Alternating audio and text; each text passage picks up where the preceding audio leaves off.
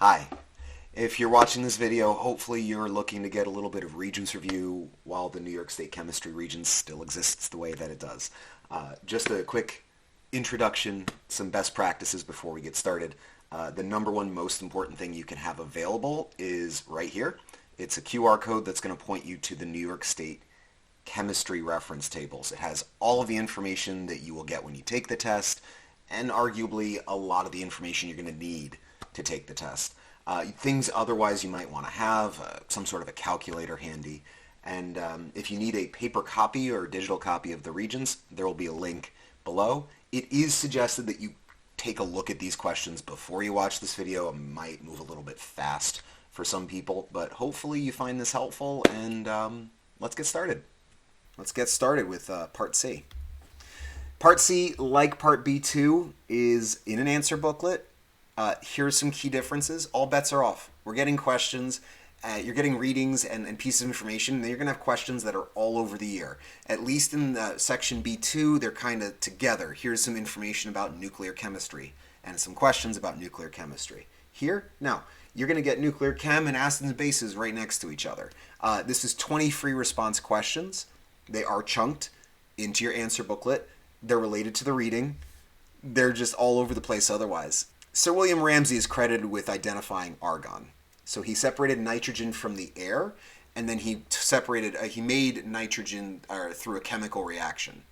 So by your air sample, you get the nitrogen out. He reacted with magnesium to make magnesium nitride, and then he figured out that through the mass of magnesium nitride, that the mass of nitrogen that reacted is not equal to the mass of nitrogen that he collected. So there was like some extra mass. You can also create nitrogen through a chemical reaction, and by doing that, he had like a compound and decompose it to make nitrogen, and that matched up. So nitrogen from the air had something in it that nitrogen that you created didn't. And that's how he figured out that argon existed. He later went on to figure out that there were other noble gases like neon and krypton and xenon. So I've got a little picture of our periodic table here so we could take a look at all of our information. These questions are a doozy. Compare the chemical reactivities of nitrogen and argon based on the experiment. So it turns out that through this reaction, nitrogen reacts with magnesium and then the argon didn't. So argon, at least in terms of this case, is less reactive than the nitrogen, at least when it comes to magnesium. But I'm pretty sure that's also across the board. Compare the density of nitrogen gas to the density of argon gas when both gases are at 298 K and 101.3 kilopascals. So if they're at the same temperature and pressure, then equal volumes contain an equal number of particles. So for the sake of argument, why not just say we have 1 liter? You're going to have a certain amount of N2 and a certain amount of argon. It's the same number of particles. So while I don't know what the exact masses are going to be, what I know is that they're going to be in a proportion. This will be for every 28 grams of nitrogen you have, you're going to have about 40 grams of argon. So notice that if this is our mass ratio and these are our volumes, I'm not saying that 1 liter has 40 grams, but whatever those numbers are, they'll be in that ratio. The argon will always be bigger. So the density for N2 is less than the density for argon. You don't need to show all that derivation getting up to it, but this final answer, whether you write a sentence or a mathematical expression, that should be shown. Argon will have a higher density than nitrogen at those conditions. Pretty much at any conditions as long as it's constant. In terms of valence electrons, why the noble gases have similar chemical properties. So valence electrons are the outermost electrons. Just for clarity's sake, we've got neon and argon. They both have 8. Nitrogen has 5, so it's clearly a different number for nitrogen, but if you'll notice, the neon and argon both have 8 valence electrons. And if we went down to krypton and xenon, you would see that the last number is also 8 there. So in terms of valence electrons, all of those noble gases have 8 valence electrons. So the same number of valence electrons means similar chemical properties. State the trend at standard pressure of the boiling points of these noble gases as they are considered in... So this has nothing to do with anything. Again, we're like all over the place. What we do see is that neon has a mass of 20, argon has a mass of 40. Our mass is going up. You can look at table S to pull the boiling points of those noble gases if you need to, and if you do, you will see as atomic, when you see the trend, I like saying as something, something else happens. So as atomic number increases, boiling point increases. That can be found on table S, like I said, but also as you increase your atomic mass, you have stronger dispersion forces, which means a higher boiling point. State how many times greater the hydronium ion concentration is in the lake, which we've got a lake that has a pH value of 5.6 with the rainwater, and then acid rain will cause the lake to shift to 4.6. Something I know about pH is equal to the negative log of the H plus concentration. There's a bit of a shortcut I use. If H plus concentration is 10 to the negative 2, pH is 2. Actually, I'm going to move all this down to the bottom really quick. If the H plus concentration is 10 to the negative third, the pH is 3. Now in decimals, 10 to the negative 2 is 0.01, 10 to the negative 3 is 0.001. So here we see that this has gone down by a factor of 10, and this has gone up by a factor of 1. So when you divide by 10, you get a +1 in your H plus concentration, or a pH. If you go the other way, if you decrease your pH by 1, you are multiplying your H plus concentration by 10. That's how that works. So the hydronium ion concentration in the lake is 10 times greater because the difference in the pHs is 1. So for each 1 unit, it's a 10-fold change, and since pH went down, the H plus went up. Color of methyl orange in normal rainwater, which is a 5.6. So the way we read table M here is that if you're above 4.4, you're yellow. If you're below 3.1, you're red. So 5.6 is above 4.4, and we're going to see a yellow solution.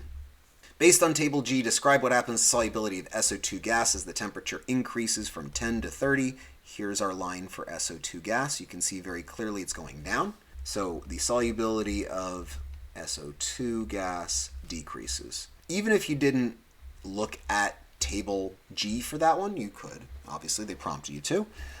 Gases in general become less soluble as temperature increases, so that's a good, confirmation that we are consistent with what we've learned. The empirical, so we've got a metal worker using a cutting torch using acetylene gas reacting with oxygen. I love it. We're splitting these 4 questions into 2 to save some space. C2H2 is our acetylene as it shows. We want our empirical formula. So we want to simplify this ratio, and a 2-to-2 ratio becomes a 1-to-1 ratio. So I would make sure if I'm writing all my work in my workbook, box your answer or something like that. Alternatively, you can write all over the test and then just in your answer booklet record just your answers. We're not being graded on showing our work here, so it's just about did you get the answer right or wrong. It's a 1-point question. You get it or you don't. In your answer booklet, we're going to show the diagram to represent the phase of the O2 gas. So they're telling me this is what O2 looks like, and we need to show that it's a gas. We know that gases take up the entire container, and we're going to see that these particles are connected, but they're not connected to each other. So the O2s are together with each other, but each O2 is distinctly separate from the other O2s that are present. I don't think it matters where you put them. It says at least 6, so I'll show 7 to be just a little bit weird. But as long as we're spreading them out, taking up the whole container, and they're not regularly organized, they're very chaotic, that's what a gas looks like. There are, of course, several acceptable answers there. We don't want to show a liquid, and we don't want to show a solid. All right, balancing our equation. Of course, fun balancing. Okay, let's go through the process. I put 2 for the 2 carbons. I see 2 hydrogens. That means 1 of these. The 1 doesn't have to be shown, but I'm showing it for now before I clean up. I see 4 oxygens and then a 5th oxygen here. That's 5 oxygens. I can't get to 5 here. So I can do a decimal, but I don't like that because it says whole number smallest coefficients. Usually at this point I hit the brakes and I start doubling everything. And then I count again. So 2 C2H2s is 4 carbons, that's 4 CO2s, that's 2 H2Os. So I've got 4 O2s and another O2. So that's 10 oxygens, and now I can put a 5 here, and I think we're balanced. I'm just going to grab an eraser and clear out the parts that I didn't need. So 2, 5, 4, 2 is the order of our coefficients. the mass of 25 moles of acetylene. They give us the formula mass. If you need the equation, here it is. So I know I've been given 25 moles, and I'm going to be solving for mass. This is 26 grams per mole as the gram formula mass. So to solve that, M is going to be equal to 26 grams per mole times 25 moles, and the moles will cancel. 26 times 25. I believe that's 600. Let's confirm. Good thing I checked. It's 650.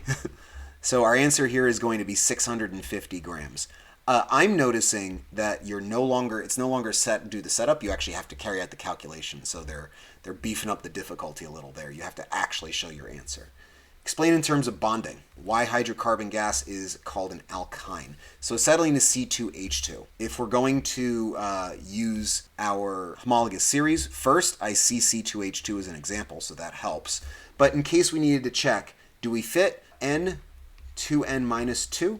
So we've got 2, and then 2 times 2 minus 2 equals 2. So yes, that does work out. We are dealing with an alkyne in terms of the formula, but they say the bonding. So notice in between our carbons, that's our big difference.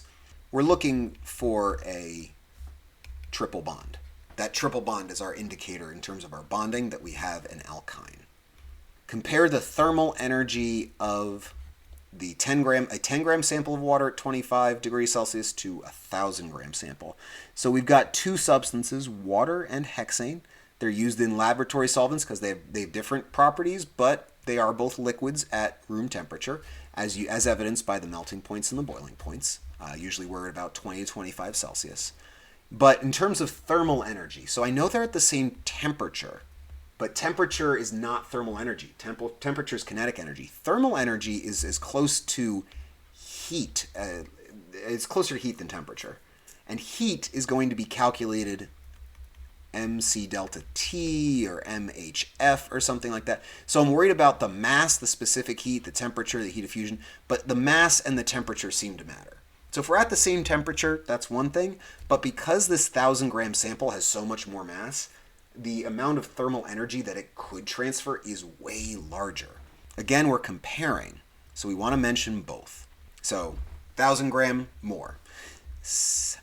State what happens to the potential energy molecules in a sample of solid hexane at negative 95 as heat is added until it's melted. So we're becoming a liquid. So the potential energy. So if you wanted to remember back to a potential energy diagram, we are right here. We're going from solid to liquid, and you can see on a heating curve that your temperature is not changing, but you're adding heat. So really what's happening here is your potential energy is increasing. And then for vapor pressure of water at 69, so these are every 5, so we're going to be about there. We're going to go up to right about there.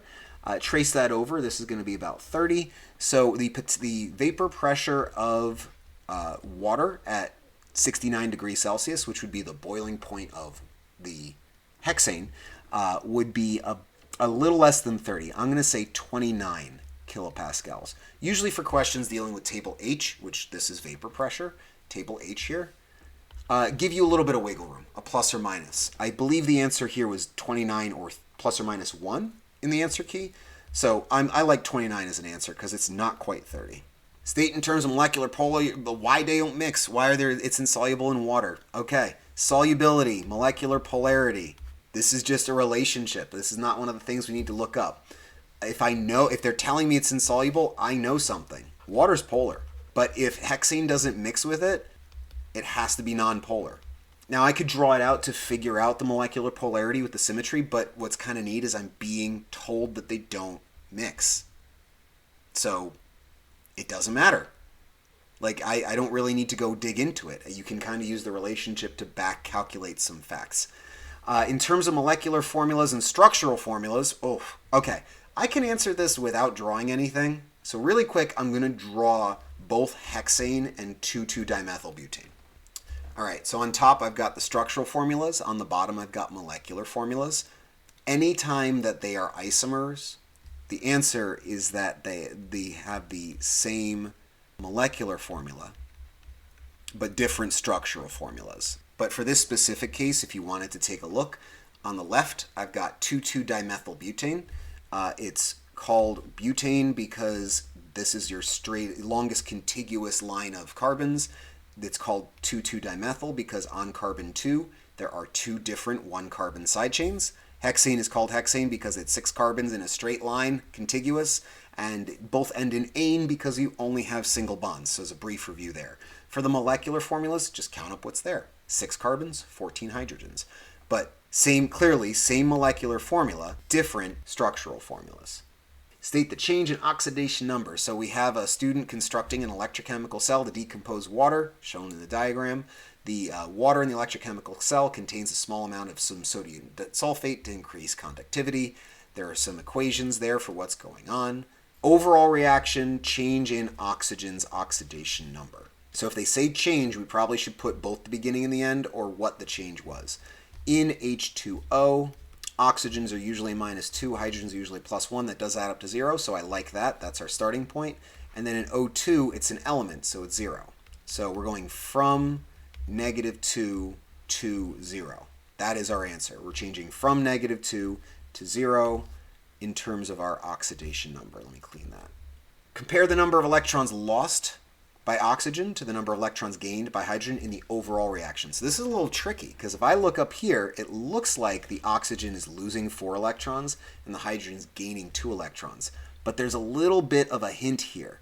Yeah, the water and the oxygen line up with the overall reaction, but there's a 2 here, which means that this whole reaction gets doubled. And now I can see that the amount of electrons lost and the amount of electrons gained are the same. In the half reactions, they're different, but in the overall reaction, we have to multiply our half reactions.